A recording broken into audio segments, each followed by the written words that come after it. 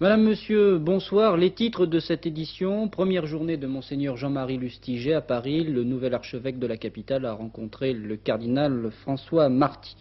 Musique pour tous, dernière initiative en date dans la capitale afin de la promouvoir, les après-midi qui lui sont consacrés dans les théâtres parisiens. Enfin, troisième titre avec lequel nous allons commencer, l'annonce par Jacques Chirac de sa candidature à la présidence de la République. C'est donc ce matin, dans une déclaration d'une quinzaine de lignes rendue publique à l'Hôtel de Ville de Paris, que Jacques Chirac a annoncé qu'il entrait officiellement dans la course à l'Élysée.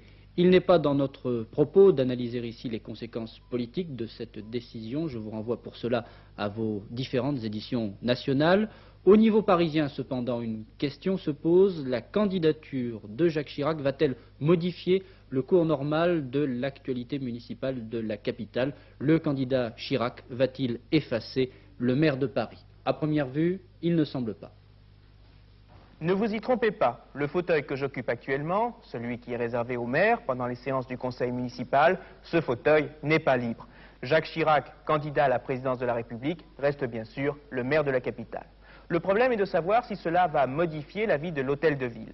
La réponse a toutes les chances d'être négative pour deux raisons.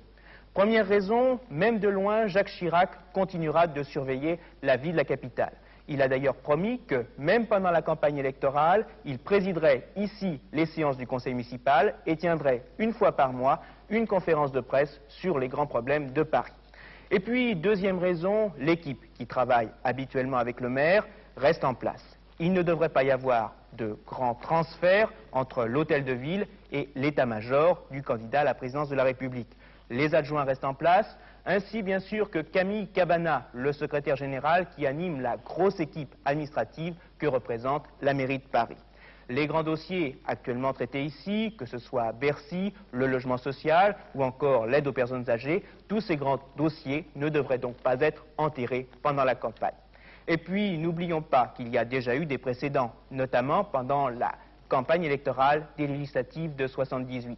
On s'était bien aperçu à cette occasion-là que ce n'était pas une campagne électorale qui pouvait arrêter la vie de la capitale.